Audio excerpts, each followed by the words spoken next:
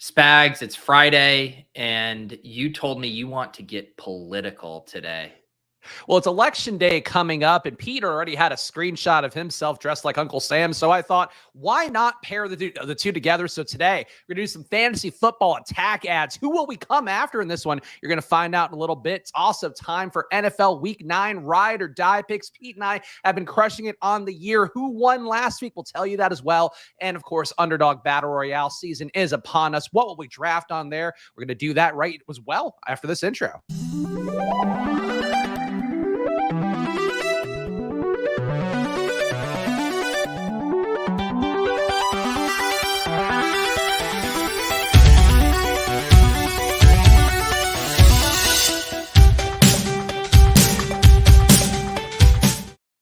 I don't know what I was saying with right as well, right? That bothered me a lot. That's not a phrase people say. You want to redo the cold open?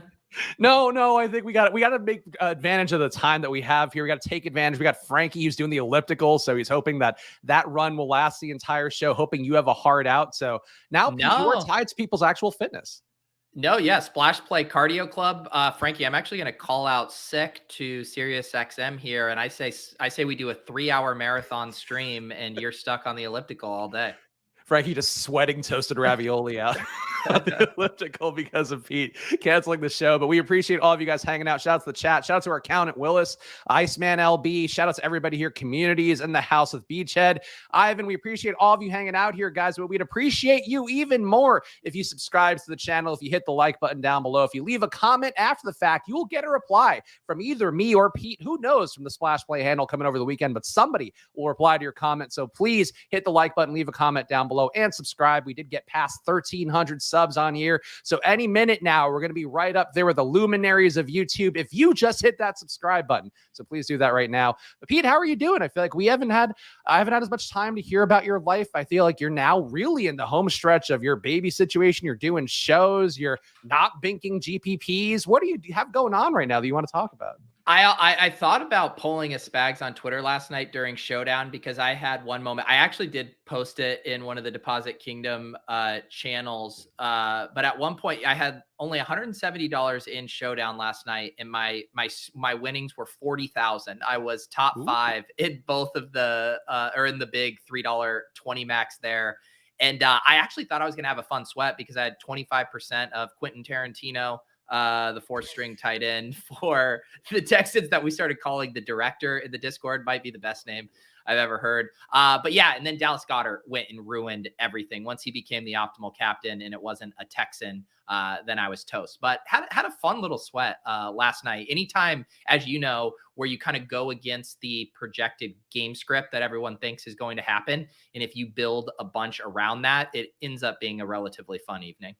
So obviously, Pete, I know you've been probably dying for this moment all week to ask me some questions. You do shows with Brick. Sure, he's had sub-success DFS-wise. Sure, you do shows with JM Twin. Another DFS pro brings a lot of great information, including to Pete's channel in just a few hours. But what do you want to ask me, a guy who, 3 days ago since my last bank, and Pete, I'm hungry for more, but I'm also equally hungry to give you some sage wisdom if you want it. Spags is so proud of this little sign that literally no one can read. Can anyone read that? I could not read it. Spags, pull it up to the screen so at least people can see it. If you're going to do this thing, like... It's like tightly wired back here. It's tightly wired. I feel like I'm at the eye doctor's taking an eye test right now. So it's a tidbit. So, I mean, the name is small. Like, it's on like an IG. I've been targeted a bunch on Instagram with this one. And basically, it's like a little LED screen that you can put different things up. You can put your own images. I'm sure I'll put just a Splash Play logo up. But of course, I set it up for today thinking, I'll troll Pete. I'll have a sign that says 3 days since Spags' last bink. And nope, you can't even see it at all. Well, see, this is the thing that's going to happen with that is this bit's going to backfire when you have to find like 4 characters of numbers to continue to add to that on there. I mean, eventually, like once we hit quadruple digits on your last bank, I think you're going to toss that thing in the trash. Well, I wouldn't be worried about that, Pete, because we're going to get there within weeks. I was pretty close last night. I actually did the Showdown shows. Of course, if you aren't watching those on Monday and Thursday, I think I'm giving out pretty good advice and had some nice feedback from people as well who feel like it's been helpful. But like I had Dallas Goedert as the captain on that show and didn't play enough of it in a 3-3 build. But I think Showdowns, like this might be a hot take, besides best ball, I suppose, and best ball takes so much time. I think Showdown is the most beatable thing in NFL DFS or NFL fantasy overall. The guy who just won a GPP now thinks it's the most Yes. beatable. I mean, well, because the thing, Pete, when you're a guy like me who just, it wins so easily, you make some lineups, you go, hey, people are doing a 5-1 for the Bengals. You do a 5-1 for the Browns. No big deal. Just flip the script on them. But honestly, though, it is that simple. And I realized when I was going through Fantasy Cruncher Rewind, literally like digging through all the top players' lineups from the last month, basically the entire NFL season, they're all doing the exact same thing I do now, Pete, which is just play the opposite of what the projections are giving you. Yeah, and that Ricky D on the Chicago Bears New England night when he cleaned up massively. I think he had like 80% Bears D when they were like 15%. He had 150 lineups with a 5-1 Bears build because it was a 5-1 Patriots build coming up with every projection system out there. Yeah, and that's why, I mean, shout out to Run the Sims as well, because you can go and just dictate what game flow you want and then have it spit out the sims for that specific thing. And that's how, like, I had, I was like, what if the Texans win? I think I put it in at like 25-10. Like they beat that. And then of course you get a ton of 5-1 Texans, 4-2 Texans, and knowing the majority of the field does not have those builds. I definitely think you're going to have a lot of painful weeks because a lot of the times the games go as you expect. But when it is an anomaly or an outlier kind of game flow, you can really capitalize.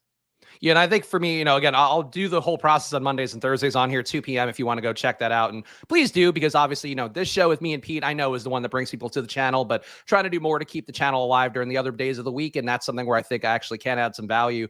But it's also still like, you got to be able to project these things. Like I wasn't getting 5-1 Texans builds. Obviously that didn't win yesterday. Ended up being a pretty standard 3-3 that was coming up a lot. But I think Showdown's like, there's a little bits of an advantage you can find. Certainly the same thing for NFL DFS. Pete's pouring. You talk over my pores. It's fine. Keep going. No, I refuse, because I know that somebody out there, their OCD probably hates me even more if I talk over your pour, because you just spend a lot of time lovingly crafting your pours. No, I love the idea that you feel like you have to defer to my pour when you're talking. That's the gravitas you have compared to me, where I'm just spitting out 1,000 words per minute. It's like Pete's quietly pouring his coffee. Let's all shut up and listen. Yes, everyone be quiet. Be quiet.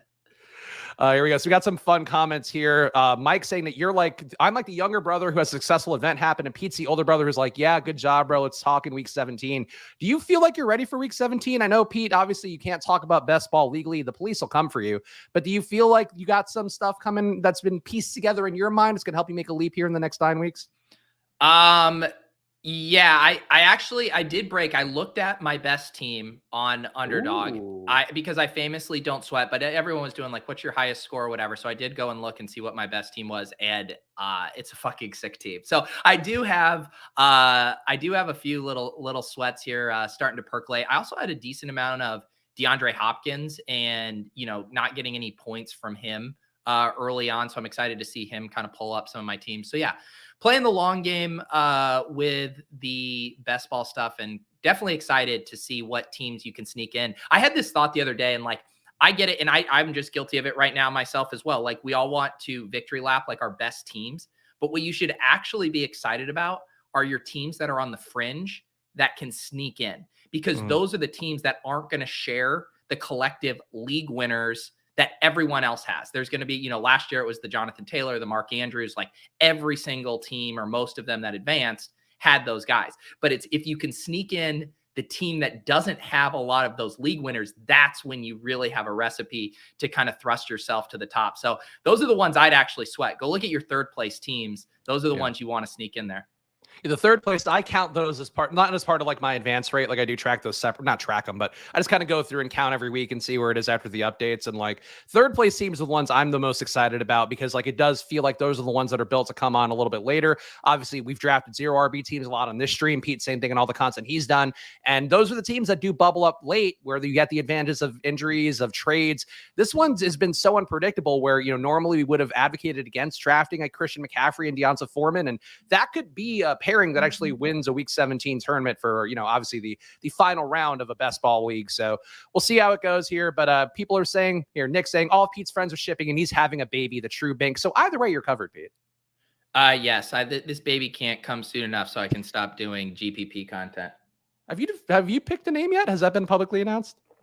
We have picked a name, but it has not been publicly announced, much to my mom's chagrin. Oh, you're dropping the hammer in a social media post, right? That's how that's gonna go. I've been staring at your baby announcement post, just thinking, how can we outdo this? What are some punch ups on the copy, the composition of the photo? Because it would just be the toughest of scenes if I didn't get as many likes and replies as you, Spags. Oh man, you're gonna beat me, and it's gonna be so upsetting for Luca, a baby influencer on Instagram. Now he's gonna be crestfallen, I'm sure. But there was a trade deadline this week, Pete. We got a lot of bits to hit on, we got all the news to hit on, but a lot of players traded this year. Feels like more than usual. The NFL, even in the offseason, we saw a lot of guys moving around. But we can just breeze through this quickly, Pete. Anybody jump out to you as particularly interesting? Because I have one guy that I've seen get crapped on a lot across the industry who's on this list on the board here that I think is pretty interesting in terms of what he's going to be doing moving forward. But which trade did you like the most? Yeah, I thought like a lot of these moves were relatively neutral for fantasy, like slight bump up, slight bump down, but nothing, massive. I'd say the two moves, and one of them is more the space cleared out. I do think Jeff Wilson Jr. is by far the most interesting fantasy bump because he went from basically not being relevant. I mean, you were going to have Eli Mitchell come back. He was going to be the third running back on that roster to immediately probably having a role and then just having massive contingent upside as the lead back in this offense if Mostert goes down. And then the other one that's really interesting to me, and I know he was already running a lot of the snaps, but George Pickens, like this could be a true blast off spot. He was losing a decent amount of targets to Chase Claypool. They were using Chase Claypool a lot in the red zone. And now we have the schedule lightening up for the Steelers. No Chase Claypool. George Pickens going to be on the field in all two wide receiver sets. I think he could have a massive finish to the season. So I think Claypool actually is a pretty big beneficiary with Justin Fields looking good. And also just the way that the Bears play, which is a lot of rollouts, a lot of getting Justin Fields into space and trying to hit guys who are on a crossing route, basically, or getting downfield. Both those things are the only things Chase Claypool does well, which I think is why the Steelers weren't that into him. He's not as good of a route runner as Deontay Johnson, certainly not as good of a route runner as George Pickens as well. But Claypool, to me, in this Bears offense, like I think people go like, oh, this is a desperation move, and I get it. They could have waited to the draft and probably gotten a similar player. But you get Claypool now, and I feel like you could see what Fields has. You could see if Claypool's worth investing in the future. I think fantasy-wise, people are going to sleep on him. I think he's in play this week. Like I think he's not going to run enough routes to really have the major upside or the confidence you would have in the floor either. But I think to me, he's a guy that really could be meaningfully involved. And the one that I'm rooting for the most, Pete, Nyheim Hines, like I think we did not get the bailout of him where he was going to play some pretty good snaps behind Jonathan Taylor with Taylor being hurt, which we're going to talk more about that in a second. But Nyheim Hines for the Bills, he could have a 3-touchdown game down the home stretch. And I wouldn't blink at it one bit because the Bills we know are going to throw it to anybody who's open, and they're going to get this guy open, and he's going to probably be what we thought James Cook was going to be. Yeah, I think Hines definitely, to me, again, I think what you get excited about is the contingent value, because I don't think James Cook is going away. The team has already said they like what they've seen from him. Obviously, their actions speak louder than words. They've clearly been on the hunt for another pass catching back all offseason. But if something were to happen to Devin Singletary, I do think Nyheim Hines could just be an absolute smash in that scenario. But I do wonder if it's a little muddled with both Hines and James Cook kind of behind Singletary right now to where he's not going to, feel like a great locked and loaded weekly starter for you. Yeah, no, I agree with that take. I think it's more about the upside, but that's somebody, again, who invested so deeply in Nyheim Hines, was bummed to not see him have any sort of upside within the first few weeks of the season, the first halfway point of the season. It feels like at least he's in a good spot with a good offense. It's going to put up some points. Michael Thomas needs toe surgery. By the way, I talked with Pete about this before the show, trying to pull up more things on the stream to give us a visual element that I noticed. You don't need to explain it. You can just do it. Well, no, because I want to tell. The autoplay videos, like I don't need to see Dan Orlovsky taking up the entire screen, and it's all of these. It's just Orlovsky, and I'm a guy with ears, but his ears just annoy me. This whole thing, like I hate autoplay videos on sites, and it drives me insane. I'm with you on I hate autoplay. I appreciate that take from 2009. I also hate, Pete, Saints wide receiver Michael Thomas, who, as you can see on the screen, he needs toe surgery, put on IR, an absolute bust of a pick, a one that I think people who were drafting, the older, dusty players, the guys whose names they knew, it feels like this is the kind of thing that we advocate against, or you've certainly advocated against with your youth profiles in best ball. But Michael Thomas, Pete, what a dud of a season. What a good situation for Chris Olave and Alvin Kamara. But overall, is Michael Thomas just kind of done? Yeah, I think he's done. Everyone got head faked with that first game of the season where he looked he looked fine. A lot of you got to go back and delete some of those Michael Thomas is back stuff. I mean, Field Yates had a wild kind of tweet just looking at his career. 2019 sets NFL record for 149 catches for 1,725 yards, 9 TDs. Like that was the year I remember. If you were using, I think at the time I was using Derek Carty's Blitz Optimal a lot and looking at his stuff, and he would just have these massive, massive projections on Michael Thomas, and every week he would just smash. Then 2020, he only plays 7 games, 40 catches, 438 yards. 2021 misses the entire year, and then this year only 3 games, 16 catches, 171 yards, 3 TDs. Again, brutal injury luck on his part, and just goes to show how quickly things change in the NFL, even for receivers where their longevity is supposed to hold up better than other positions. It's nuts. Yeah, I would agree. Like, I think this was a nice situation for him. Certainly, maybe less so with Andy Dalton in there. But honestly, with Dalton at QB, like we see him want to check down to Alvin Kamara. I think all of his passes, for the most part, from Andy Dalton are going to be under 5 yards. So that's what slant boy Michael Thomas would have benefited from, but apparently not in this situation. This one bums me out more, Pete. Rashod Bateman undergoing season-ending foot surgery. It felt like he was on the cusp of a breakout to start the season. He was looking pretty good, getting some deep passes, not as involved as you would like in terms of overall volume, but it felt like the potential was there for him to kind of ramp up as the season goes on. And this is now 2 wasted seasons for this guy, Pete. And it feels like, I know you mentioned the Fantasy Life newsletter, Deshaun Jackson's going to be back out there. We've seen DeMarcus Robinson look pretty good in this Ravens offense, but I really worry more so about Bateman because I'm going to fall in this trap again next year. And I just have no faith in him moving forward. Yeah, Bateman's so tough. It seems like the deck has been stacked against him since coming in the league outside of being a first round pick. Like you have everything kind of go right that you want, where it was like last year, the whole debate was whether the Ravens were going to pass enough to even support multiple pass catchers. Then they end up being extremely pass happy. And then he gets injured. Then you head into this season, they clear out Marquise Brown. And you're like, how is this not blast off for Rashod Bateman as the 1B behind Andrews? Then that doesn't pan out. They're using Duvernay a good bit. It's just, it's really tough. And now you wonder, where does his career go from here? I mean, I don't think you have to be, down on him necessarily, but it's just been tough break after tough break. Yeah, and you can see here, I highlighted the part, called the injury the darkest times of them all, while adding he can't question God's plan and what he has for me. So I guess the right attitude also fits that famous Denny Carter tweet that he posted about wide receivers and their kind of posts. Certainly the enemy is speaking softly and carrying a knife, Pete. That, God, that tweet holds up so well. It was the Brandon Cooks one. Like, I know, like, you're great at Twitter too, but like Denny just writes these things which have like evergreen status. In fantasy football, it's impossible to have things that are evergreen. He wrote that tweet in 2017, and it still holds up 5 years later. Yes, Denny is awesome on Twitter. Other injury news, we got Jonathan Taylor, DeAndre Swift held out of practice. Derrick Henry also out of practice. I saw in the Fantasy Life newsletter, though it seems like he'll be fine with his foot issues, at least for now. Keenan Allen suffering a setback. This is something that somebody in the YouTube chat mentioned on yesterday's stream, and I was penciling Keenan Allen in for a really nice spot this week against Atlanta. Now maybe that goes to Josh Palmer, goes to Gerald Everett. I don't even know who else it go to, probably Austin Eckler, really. But any injuries here, Pete, that you are the most concerned about? Yeah, I mean, I think you have to be concerned about Jonathan Taylor. It does not seem to make sense to rush him back this week.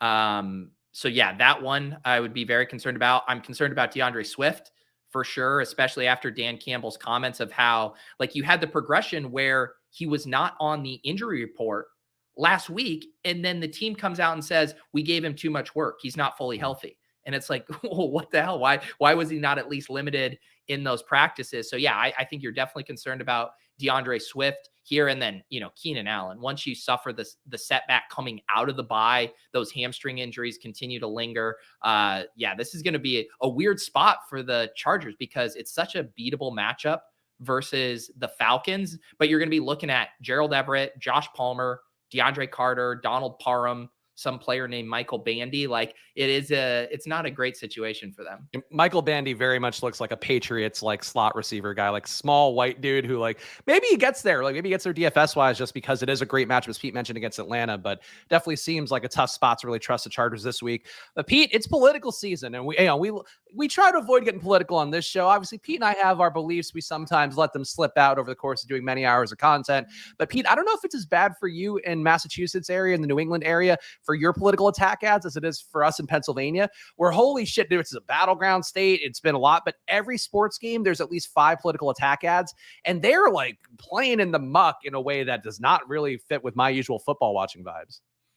Yeah, things really get political around here, Spags. I actually call it Taxachusetts instead of Massachusetts. I honestly haven't seen a lot of political attack ads. I'm not just streaming a lot of network television these days, so you'll have to fill me in on the nastiness that's going on out there. So the big debate here, the big battle in Pennsylvania is Dr. Oz, of course, the famous Mehmet Oz, has been on a lot of syndicated TV over the years. He's running for Senate as like a pro-Trump dude who's also anti-abortion, anti all the stuff, going against the guy John Fetterman, whose whole thing is like, I'm the cool politician who wants to get guys out of jail, and like, but then like all the ads are like, John Fetterman has blue-haired liberals voting for him. John Fetterman had a stroke.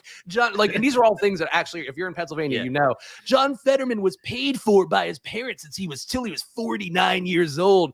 And Fetterman himself is this guy who wears like hoodies and basketball shorts around. Like he's like not the average politician.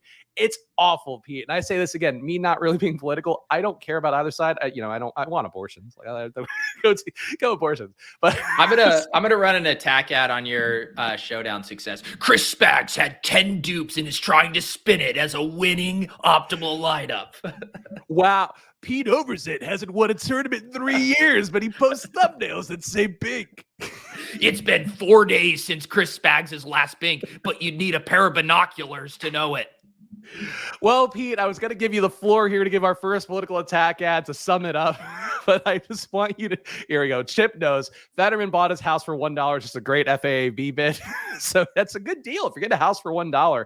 Either way, Pete, I want you to set the tone here with your political attack ad, because I could go really deep here and I could throw some slings and arrows at a lot of people across the industry, but I'll let you set the table with something a little more appropriate. Well, yeah, no, I want to see where you're going with this first, and then I'll follow your lead. So let me hear you go after someone a bee in your bonnet, because we did do a version of this when we wrote the letter to Arthur Smith. We did eventually get Graham out of the cage, so I think we can have some success with this here again.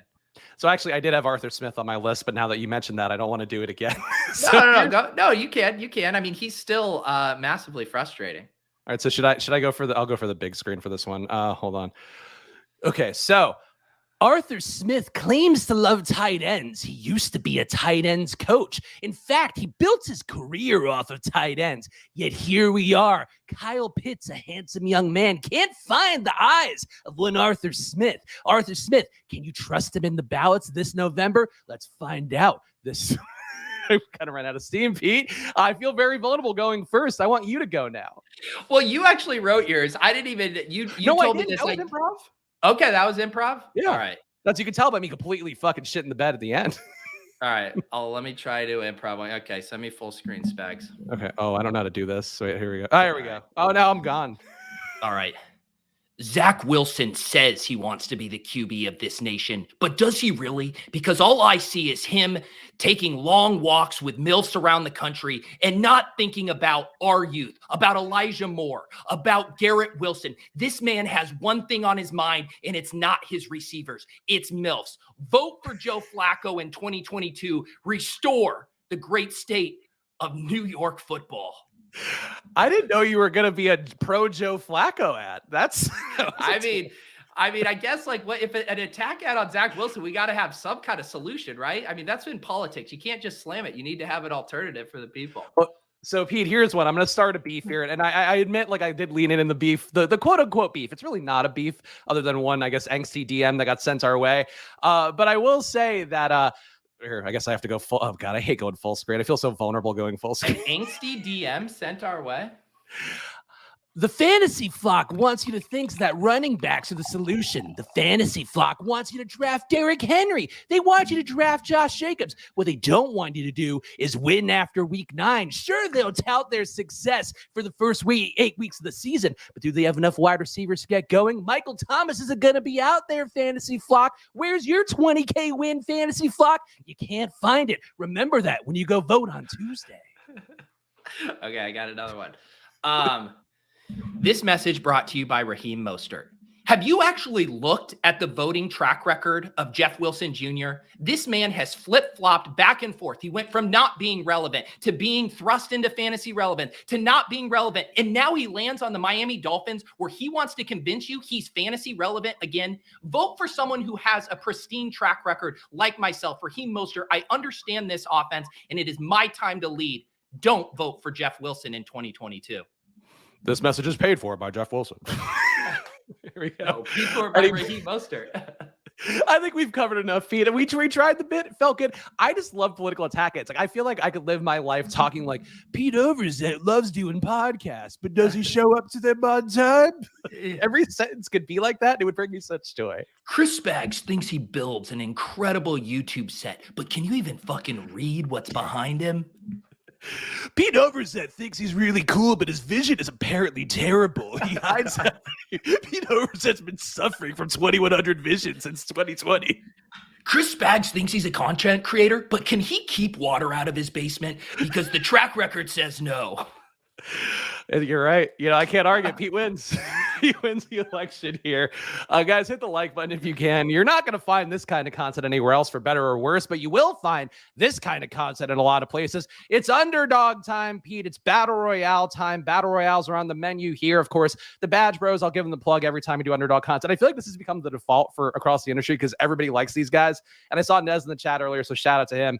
But like every time people talk about underdog now, like Herzig was on ETR and he's like, yeah, the Badge Bros guys are doing a great job. And that's just now how people talk about underdog. So kudos to them and go watch them. Go subscribe to the YouTube channel. Also, Badge Bros now going to be doing a weekly hang in the Deposit Kingdom Discord. Scheduled that one for 4 p.m. today. So if you guys want to have a few drinks on a Friday, come chill with them, draft some battle royales, talk some shop. You can do that in the Deposit Kingdom Discord. Yes, please go check out the Deposit Kingdom Discord. The link should be in the description below. And of course, Pete's in there really dealing with customer service, dealing with making sure people have access to channels. We're doing a little bit of everything on the Deposit Kingdom Discord. Yeah. Oh, here we go. Frankie loves the political bit, but can we please get to Ride or Dies? I'm dying over here. So we're making Frankie suffer his way through the show. Frankie, you are so lucky that I have a legitimate hard out on Fridays. Otherwise, Spags, I would literally propose that we go for 3 hours and make sure that Frankie burns all the calories. How about a SiriusXM crossover show? Splash Play on SiriusXM. What's the big deal? Who would object to that? Nobody. Spags, I mean, we can't even. The amount, you know how they have like the delay with the, the sensor, it's like a 5-second delay. You would need like a Spags 1 minute delay to just clean up everything you would say on those airwaves. Oh, I did have one thing in my notes for political attack ads about you, where it's going to be a positive one. Peter Overzet's a man of the people. He loves answering your either or trade questions. Start or sit. Please hit him up at SiriusXM because that's the kind of guy Peter Overzet is. Exactly. We're on the All clock. right. I can't see anything again because this is Spags. Drop us down to the bottom. Use that view. Wait, hold on. I gotta we gotta make a pick here. Hold on. Drop us down. Oh, you want to go this way? All right. See, Spags, now we have more screen real estate. Diggs is what I'm going with here. That's fine. Okay. Yeah, Diggs is going to be very chalky DFS-wise. Going to be your cash game play along with Josh Allen. But on Underdog, feels like him going at a 5.6 ADP feels a little light, even if perhaps Gabe Davis might be a better play this week in terms of tournaments. Now let's show the board, Spags. Do I need to teach you how to be a best ball streamer here? Now zoom. Go up to the zoom. We need a little bit bigger. There we go. All right. Now the people at home can enjoy this. Frankie's on an elliptical on his phone right now, Spags. We need to make it so he can see. Travis Etienne. Do we want the Etienne chalk here? I love Aaron Jones this week. I think I might even like Aaron Jones slightly more than Etienne. I think Etienne, so like ownership wise, people are going to play Josh Jacobs and Etienne. And I think that's the trap of the week or one of the traps of the week. So I'm with you on taking Aaron Jones, just avoiding that block entirely. Mm-hmm. There we go. Frankie noticing. No, I don't have porn on my tab. So actually, this does have the same Chrome history as my regular personal MacBook. So if ever I type in like an S or a P, you might find some sites that are not desirable. All right, go back to the draft board, Spags. Yes. Okay. Hold on. Sorry. It's because it's a different size window. Like you can see, we got the tabs up top. It's a whole different ball game now. This guy before the show, he's like, I want to do more with like tabs and like visual stuff. And then he can't even toggle back and forth between the draft applet and the board. I'm making mistakes. Shout out Lunchable Connoisseur with the $4.99 super chat. I'll vote for the MILFs. That's all I heard. Also, don't think you could say vote as a super chat. Interesting. That's kind of weird. Yeah, they YouTube, one of their many agendas. Do not get political when you're giving money to streamers. All right, we got another pick coming up here. We got Tua, who does not correlate with anything we have. Amon-Ra, Mike Evans, Kenneth Walker. Any of these guys jump out to you? I'm just like Herbert backdoor stack. Who? Herbert. Justin Herbert? Yes. Yeah, I don't know if I would take a quarterback. I would go Walker or Amon-Ra. Let's go Amon-Ra. Mixon has the highest ceiling of any of those players available. Just saying. I hate Mixon, man. Like, I thought he was a good play on Monday. It got there without him, thankfully. But, like, he just doesn't get through in any situation that looks fantastic on paper. And maybe that means this is the week that he goes apeshit. I'm just looking at numbers. If you just want to IKB it with your beautiful fantasy brain, who am I to? All right, we're on the clock again. We got Kyle Pitts. Kyle Pitts has the highest ceiling of any tight end on this main slate, which is, it's true, and it's good to be here. I mean, this tight end slate, it's Pitts, Everett, Ertz, Tunyon, and Higbee at the top. I mean, my God. Let's take Pitts. I do like the Chargers guys. Like, I think they're going undervalued, and there's so much volume to go around. And at the end of the day, you're making a bet on Justin Herbert and his ability to pass the ball to these guys. So I think Everett and Palmer, to me, for an Underdog Battle Royale, like, I don't hate the double stack because you're getting them for way cheaper than they probably should go. Yeah, no, I don't mind it either. Yeah. I just didn't think you needed to take him there. Okay, fair enough. Because so far we got Diggs, Aaron Jones, Amon-Ra, Kyle Pitts. We got some correlation. I'm not mad at that. Green Bay, Detroit could definitely be a shootout. Do you think there's any chance that Austin Eckler doesn't play this weekend? Is he on an injury report? Yeah. Oh, I don't know how he couldn't. Like, he's got 30% of the team's total yards on the year. Like, this is the spot to me where if he is chalk, like, I would play him. And if he's got a Q tag on him and he goes like for 10% owned on DraftKings, I would play him even more. Yeah, I just think it's very interesting. I mean, you would just have to worry about this offense, you know, if he's all right, we got a 1-2-1, no QB yet. What do you want to do here? I don't mind. I mean, we now have, you could do something with Burrow. And then if we could get more, or you can do the Herbert backdoor. I'm fine with that. Let's do a Herbert backdoor. I just believe a lot in the Herbert backdoor this week.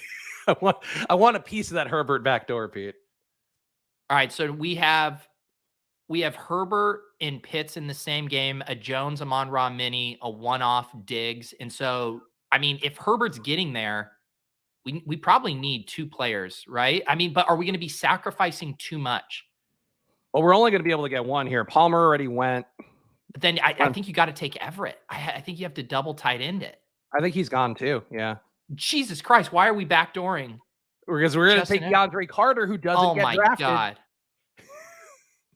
Oh my God. Would you rather have Michael Bandy, you Pats lover? No, I'd rather not do a Justin Herbert stack when his two best players aren't playing and the other three best players are already off the board. I guess I just think that Herbert will throw it to anybody who's on the field, and I'm willing to take whatever parts of Herbert I can get. So, like, I would prefer honestly, Palmer and Everett, but, like, you can get there with Carter. This is what I will say. As much as this disgusts me, it will be unique, which is what you could put on our DFS tombstones. At least it was unique. So play on Underdog with us. Use that promo code SPLASH to double your deposit up to $100. You can see the final team here. Justin Herbert, Aaron Jones, Stephon Diggs, Amon-Ra St. Brown, DeAndre Carter, Kyle Pitts. And there we go. So, Pete, if I win this one, you know, we're splitting it halfway. That's very nice of you, Spags. I'll Venmo you $250 after the show. All right, let me pull up the ride or die picks here because it is about that time. And, Pete, if you want to give the people the explainer on ride or die picks, which I actually, let me share it because it'll make you more enthusiastic to give the explainer. If I pull up what happened last week. What happened last week, Spags? A little something we call a Pete win. You can see it on the screen. Ooh, Week 8, Pete wins this one. On the year, you're now down 3 overall, 23 points in total. Okay, I want to see the exact scoreboard. I want to see what we got right last week. All right, here we go. Pete got right. Travis Etienne, the showdown winning captain, the thing that we debated on the show that Pete got first right to, that ended up being the move. You also got Josh Jacobs under 10 DK points, nailed that. And then you got AJ Brown, the Millie Maker. So those are your three, right? No, Derrick Henry over 32, right? No. Wait, that's right. AJ Brown didn't make the winning Millie Maker lineup. Wait a second. Is this an accounting error? No, I don't think so. Willis says no, he didn't make it because it was Garrett Wilson. Oh, right. Yeah, it ended up being, I don't think any of the expensive wide receivers got in there, right? Yeah, Willis saying, shame you didn't hit that AJB in the Millie. I think they got, there was a Tua double stack that won the Millie, I believe. I thought it was a Tua naked or something. Or maybe it was just no bring back. Okay. All right. And what did you get? And then I got right PJ Walker and DJ Moore combining for 40 plus points and Tony Pollard smashing. Again, I said, don't fade the chalk. Don't listen to the people out there that tell you not to play chalk. You play Tony Pollard, you go to the pay window. Here's the thing. I played Tony Pollard. I very much enjoyed those points, but his usage was not what we wanted. He played like 50% of the snaps. He did what we knew he could do, which is rip off big plays. But like, there's lots of ways that goes wrong on that workload if it isn't against, a bottom 2 rush defense. I would agree. One thing that again, I will give a shout out to the Underdog guys again here. I've really been enjoying their content. Underdog and ETR. I've been watching a lot to just get my mind right to talk for an hour on the solo streams, which shout out to Jason here saying, shout out Spags solo streams, honestly giving out helpful and valuable tips. I appreciate that a bunch. Jason's been a winner. So, he's right. But they talk a lot about like how, Tony Pollard basically, like if he didn't break 60-yard touchdowns, he would have had more touches, which I think is about right. But I would agree that Malik Davis having any sort of role feels like bullshit. Like that should have been a Tony Pollard 20 touch, like 200-yard day. And they just kind of deprived him of that for no reason. Yeah, that's a fair point. It's always, and you never want to do the thing where it's like, oh, if you take away his 60-yard TD run, he actually only averaged 1.6 yards per carry. It's like, well, no fucking shit. Like that's baked into it. So yeah, none of us have any questions about Tony Pollard's talent, but I do think it's interesting just how the team clearly from Jerry Jones comments, they just don't view him as a bell cow back. They're like never going to give him 20 plus touches. It's just not what they want to do. Which honestly, like given what we've seen with DeAndre Swift, like maybe they're right. Like, I don't know that I ever want to trust Jerry Jones's player evals about anything, but guy's a little bit smaller. And I think Swift is actually bigger than Pollard, but he gets that workload. He can't stay healthy. Like not every guy is composed the same way, but I think there could be some logic, even if it does hurt. Either way though, ride or die picks, Pete. Of course, we give our hot takes here. That's why you see hot takes on the thumbnail. And of course, Pete, it is a game of 1, 3, and 10 pointers that you can explain to the people so they can play along at home. Yep. Spags and I go game by game. We can throw out basically any wager. It could be fantasy points related, betting, over under spreads. And then based on how aggressive it is, we'll determine how many points you get. We haven't done a 1-pointer, I feel like, in forever, but that's something with about a 50% chance of hitting. A 3-pointer would be something around a 33% chance of hitting, say a lesser projected teammate outscoring their higher projected teammate. And then the 10-pointer, that's where we butter our bread. We shoot from deep, buckets, half-court shots. This is the Hail Marys, the Millie Maker plays, the highly projected guy going way under his projection, all of that good stuff. And then, of course, the song and the dance, the true magic of this show structure is Spags and I negotiating the picks. Some people say we've gotten a little too soft on each other. You got to give action to get action, Spags. That's what I always say. I think we've just gotten smarter with the bets overall. That would be my contention. And we're going to find that out in this first game here with Buffalo, 28.8 implied points. The Jets, 17.3 implied points. Pete, I usually let you go first because I'm a gentleman and I care about you, but not today. Gabe Davis beats out Stephon Diggs. Single-handedly, I think would be a 10-pointer because Stochastic has it as a 12.3 projection and Diggs is a 22.6. Sorry, what are you saying? You want Davis a 10-pointer out Diggs. That's not a 10-pointer. Both by projection. No, I see 13.2 and 21.1. So that's not even a classic 10-pointer. So that's ETR? Yes. Okay, so then Davis +2. Fine, I would take that. I think it's time to tighten the screws on this. No, we're halfway through the year. How about this, Spags? I want your honest percentage. You're launching a probability company. Tell me what percentage of the time does Gabe Davis outscore Steph Diggs? What percentage of the time? I mean, based on the projections, I'd assume never. Spag, that's not how probability works. If you're going to sell people on this probability company, you better be able to explain range of outcomes and how probability actually works. So I suppose if I were to do some content for Probly, of course, problyapp.com, PROBLY app.com, a place you can get on the wait list. You can see some of the stuff, some screenshots going to be emailed out tomorrow from our UX development. Either way, I would say it's maybe like a 40% chance, I guess. 40%? Okay. So then we literally said that would be a 3-pointer. I just don't know what to make the bet then, because we've been doing 10-point spreads the entire time. And the way Gabe Davis hits, right? It's like when he does hit, he's just outscoring him by a lot. I'll give you, he needs to outscore him by 5. 4.5? 5. 5 flat? Okay, fine. 5 flat. Okay, fine. Gabe Davis outscores Stephon Diggs by 5 for a 10-pointer. I will take it. What do you want in this game, Pete, of AFC East arch rivals? How about this? Can I get a 10-pointer if the Bills outscore Zach Wilson? Bills defense outscores Zach Wilson. See, now I feel like I'm getting fleeced here, but I'll allow it. It just feels hurtful. Why does it feel hurtful? Talk it out. This feels like I'm getting squeezed and I'm giving you the same plays that we've gotten the entire time. I mean, if you want to talk it out with math, like why? Tell me why. Well, here's the thing. The Jets have a low total, Buffalo high total, Buffalo aggressive defense, Zach Wilson incompetent, too busy with MILFs. Math. No. All right. I'll take my 10-pointer. Fine. Spags, I forgot to wine and dine before heading for the back door. I suppose that's Mathology, always with the sage wisdom. Mathology also finished first in one of the tournaments on Monday, too. All the great minds. Yeah, Mathology on the Double D slate. Green Bay, 26.8 implied points. Detroit, 23.3 implied points. Pete, what do you want in this game where people will apparently be playing a lot of Aaron Jones? Yeah, Aaron Jones going to be popular here. I think rightfully so. Is this the game? You know what? I'm going to do a cheeky 3-pointer. Amon-Ra St. Brown outscores Aaron Jones. Okay, that is a cheeky one, and I will give you that 3 points. No debate on 3 points. I only go for 10-pointers, though, Pete, and I will say Allen Lazard outscores Aaron Jones. Is that a 10-pointer? I see a 6-point difference in projection. What do you see? I see 8 and change.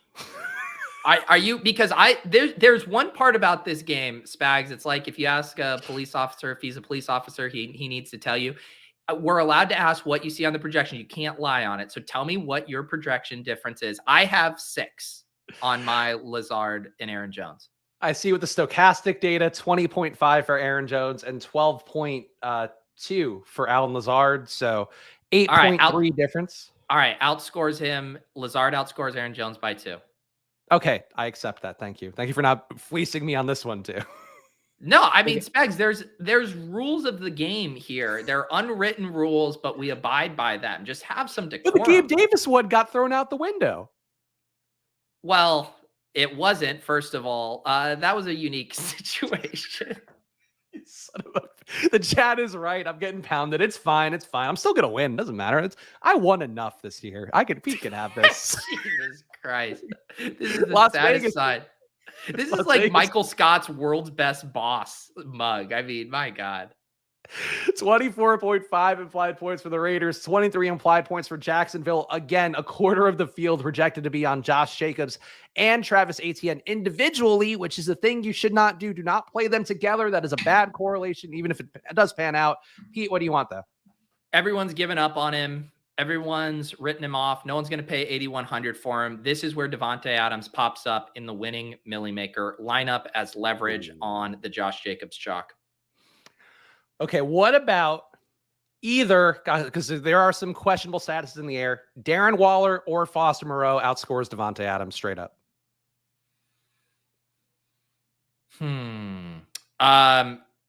No. It's a 10-point discrepancy. So, yeah. 18.1 for Adams and just under 8 for Darren Waller. ETR has Foster Moreau 12.7, Davante Adams 18.7, and you're getting 2 shots at it. They have Foster Moreau at 12, but what is Leone doing over there? Projecting Darren Waller to be out. What's he smoking? What's he getting here's your thing. Mafia tailgates? You can say it has to be, and Davante Adams hasn't been good this year. So the math is you can say whoever starts at tight end, you don't get both. If Darren Waller is active, you get him. If not, Okay. you get Foster Moreau. Outscores Devontae Adams by 4 points. That's by the letter of the law. How about by 3.5? I'm due. 18 I need a points. win here, Pete. Give me this 3.5. I'll give you the 3.5 just to get you back in the negotiating win column. Thank you. FF Doom saying I'm skewing the data. I'm just looking at stochastic projections. Again, I've said they're the most reliable median projection I know. I also don't pay for ETR. So that would, maybe give me a different frame of reference, but I only know what I see. And I see it being a 10-point difference between Waller and Devontae Adams. Carolina, 17.8 implied points. Cincinnati, 7-point favorite at home, 24.8 implied points. Pete, I'll let you go first again, because I honestly don't know what the move is in this game. Yeah, let's see what we are going to do with this game. Chuba Hubbard sounds like he might be back for this one. You know what? I'm just feeling a little small ball here. Tyler Boyd outscores DJ Moore for 3 points. Okay. So I'm seeing a projection difference here. Tyler Boyd 15.7, DJ Moore 15.6. All right. I see 15.1 to 13.9. So if I'm not going to get that projection, then we'll have to go elsewhere. Let's do T. Higgins is going to be very popular, correct? Mm-hmm. Well, not how very. How many points does 11? Okay. What projection do you have for T. Higgins relative to Tyler Boyd? I want a Tyler Boyd outscores T. Higgins 10-pointer. Stochastic has Higgins 19.3, Tyler Boyd 15.7. So you give me what? Outscores him by... by my projection, I need him to outscore by 5 for a 10-pointer. 5.5. Fine.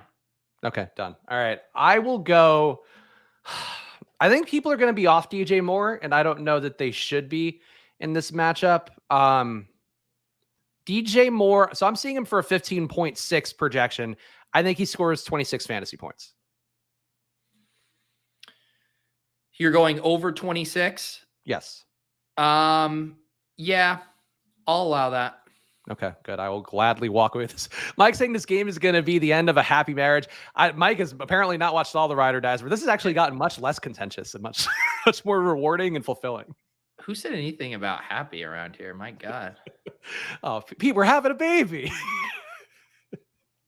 It's Pete. Chargers 26.3 implied points. Atlanta 23.3 implied points. I'm going to go first in this one. Chargers onslaught.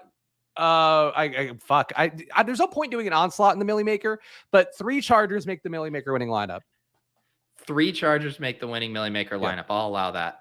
Okay. For sure. I will do an emotional hedge. Donald Parham outscores Kyle Pitts for 10 points. Okay, that's crippling, but yeah, sure, I'll give it to you. It feels very possible, not a crazy one at all. I know. Indianapolis, 17.5 implied points for Sam Ellinger once again. Jonathan Taylor assumed to be in this game with stochastic projections currently. New England, 23 implied points. Pete, what do you want in this potentially ugly one between the Colts and the Patriots? Yeah, this game feels very gross. I feel like Tyquan Thornton is kind of our generation's Darius Slayton on this show, where I just kind of want to martingale the shit out of him every single week. Let's just put our nuts on the table. Tyquan Thornton 10-pointer outscores Ramondre Stevenson. Interesting. Okay. That feels like a 10-pointer. What if Kendrick Bourne were to outscore Tyquan Thornton? Is that a 10-pointer? No. Well, you loved Thornton so much. That's not how this works. Kendrick Bourne 5.6 projection. Tyquan Thornton 7.9. That's a 3. I'll give you a 3-pointer if you want that. I don't like 3-pointers, Pete. How much does he have to outscore him by to get the 10? By 8. Okay, fine. Kendrick Bourne by 8 over Tyquan Thornton. So stupid. It's not a good bet, but it's a spiteful one, which makes it good. Miami, 25 implied points. Chicago, 20.5 implied points. Pete, what do you want? I just need to know, are you going to do something with Chase Claypool? Potentially. It's on the table. I really want to leverage your bullishness on Chase Claypool right out of the gate here. It's a nice run game matchup too. So maybe Mostert fights off Jeff Wilson. I don't know.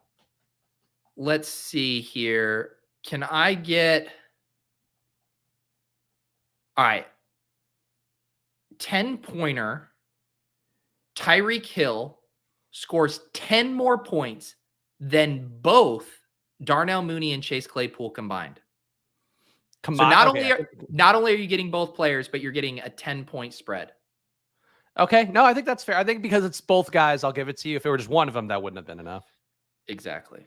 Okay. I will say Raheem Mostert, highest scoring player in the game. That's got to be 10 points. Leading the witness here. Highest scoring player in the game. Okay. I'll give that to you because the spread to Tyreek Hill is about 10 points, but I also get Tua outs. I get Fields outs, Waddle. You get Jeff Wilson out. Yeah. I mean, stop. He can take enough snaps away. Like Mostert probably is most successful as a 50-50 split guy. I think that's, whatever. But I think this is the week that he has a good game after everybody's so disappointed last week. That's how DFS works, guys. Minnesota, 23 implied points. Washington, 20 implied points. Pete, how does DFS work in this game? What do you want? Let's see here. What do we want in this game? I'm liking Dalvin Cook as a tournament play these days. Let's just do that. Let's just say Dalvin Cook in the winning Millie Maker lineup finally gets loose for a big game and doesn't get vultured by Madison. All right. I don't know that I believe in this enough. Justin Jefferson, I'm seeing it as a 20.7 projection. Dalvin Cook, I'm seeing as a 14.9. So then Jefferson outscores Cook by 15 fantasy points. Is that a 10-pointer? Jefferson outscores Cook by 15. Mm-hmm. Yeah, I'll give you 10 for that. Okay. I think this is not a Dalvin Cook spot, but we'll find out. Seattle, 23.8 implied points. Arizona, 25.8 implied points. I guess I'm due to go first for one, so you can figure out what you want to leverage against. I don't like this game very much. Why? Because these teams saw each other once already. It was kind of a tight game that wasn't as good as it could have been. I think the logical thing to do is to play this one like it'll be the shootout people wanted the first time, but I just don't think that's going to happen. DeAndre Hopkins winning Millie Maker lineup, I will put in. I just want to do a quick Frankie check-in. Frank, are you still on the elliptical? How are we doing here? I know we're kind of winding things down, but I just wanted to check in. I know I could make my pick right now really quickly and we could move on, but I care about you, Frankie. Just wondering how you're doing out there, buddy. Frankie's like George Jetson, just rolling around the treadmill. It's getting flattened out. How many points does Eno Benjamin need to outscore Kenneth Walker by? And I'm doing that. It sounds like, James Conner's been limited. Sounds like he's going to play. Is it Eno Benjamin outscores Kenneth Walker straight up? Is that a 10-pointer by 2? I think it's by 2. All right. I'll take that. Eno over Kenneth Walker by 2, regardless of James Conner's status. Frankie's got 10 minutes left here. The toasted raviolis are being sweated out as we speak. But okay, I think by 2 to me feels about right. And boy, that's a sucker bet if we ever seen one. Why? With James Conner back and Darrell Williams in there and Keontae Ingram still being worked in. Hang on, say those names again. With James Conner in, Darrell Williams in, and Keontae Ingram. This guy, you call yourself a fantasy analyst and you don't know that Darrell Williams was placed on IR? Was he? Oh, I missed that. Oh, that actually makes me sad. Why is he on IR? Fucking Darrell Williams. They'll take old running backs. That's the lesson again every year. Rams, 19.8 implied points. Tampa, 22.8 implied points. Pete, I will let you go first because I don't think you're going to take what I want in this game. I will say Mike Evans winning Millie Maker lineup. This guy has been feasting on unrealized air yards. Is that what you wanted? Yeah, because I think people are going to go like, oh, I can't play him. Jalen Ramsey's going to shut him down. I think it goes for like a lot of yards and a lot of touchdowns. Why did you think I wouldn't pick Mike Evans? Because do I strike you as someone who cares about cornerback matchups? I just didn't think you would think Mike Evans. Like, I just don't think you're a Mike Evans guy. I am a Mike Evans guy. I liked Mike Evans before you even born, Spags. Like, where's this take coming from? So, first of all, I'm older than you. Second of all, Mike Evans, I think, would have not even been a glimmer in baby Pete's eye, even if you were older than me. That's just impossible, is what that is. This message brought to you by Peter Overzet. My co-host on Splash Play tries to pretend like he's liked Mike Evans forever, but some of us were drafting him in the first round of rookie dynasty drafts back in 2014, even over the presumptive #1 pick, Sammy Watkins. This message paid to you by Big Takedown Spags. Thank you. I'm glad people are putting money behind this finally to take me down. All right. So yeah, me and Rihanna, actually, she was my big seed investor. She got canceled on Twitter by somebody. I forget. Oh, because of Johnny Depp. Yeah. So good. Suck it, Rihanna. We're even. We're even now. Yeah, I would just someone clip "Suck It, Rihanna," get that circulating so we could re-cancel Spags. Mike Evans goes for 200 receiving yards. Is that a 10-pointer? So you're literally trying to do, yes, I'll give you the 10-pointer, but I can't believe you, who always wants to leverage my picks, you just fully capitulating. Have some creativity. I had to capitulate about Geno Smith this week on a stream. I'm capitulating about a lot of things. I just think you got to own up to it. But that's the kind of magnanimous attitude you get when you have, these 20K binks. Stop it. Tennessee, wait till I win the Millie Maker on DraftKings, like for best ball or for in season. And it's going to be, you're going to have to find a new co-host if you win $1 million. I just won't be able to take it for an entire off season. Well, here's the thing, Pete, you'll come on and you'll be like, time to sit at the learning tree and pick up. Let's talk about your blocks, Spags, for the. As someone who's observed Liam's YouTube rise to fame, I don't even know how much it would do for you from a content standpoint. I'm no Liam. I think we in a variety of ways. Tennessee, I don't have the $1 million. Tennessee, 16.3 implied points. Kansas City, 28.8 implied points for the Sunday night football game. Our last one here for our ride or die picks. Pete, what do you want as your showdown winning captain? Can I propose a very sick one that is a little deviation from the normal showdown captain? But considering how fucking buried Sky Moore is, he's getting dropped everywhere. If Sky Moore is in the optimal winning Millie Maker lineup, will you give me that 10-pointer? Is he $200? I honestly don't know. Okay. I'm not cheating at all because Run the Sims doesn't even have this game up yet for me to do my little quick look ahead here. So I am just raw dogging this. Okay. I mean, I'll give it to you, I guess. I don't think Sky Moore's going to play. Exactly. That's why I want it. That's why I want it as a 10-pointer. And I actually think he is. Fine. Right. I will say MVS showdown winning captain. I'll go to a classic pick for us. I think this is a very good deep ball matchup that Tennessee's gotten lucky going against teams that can't throw deep balls the last few weeks. Kansas City will do it and will do it a lot. So I think this one 5-1 Chiefs onslaught builds for showdown, Pete. All right. MVS it is. That should be, do we know, is Tannehill's looking like he's not going to play, right?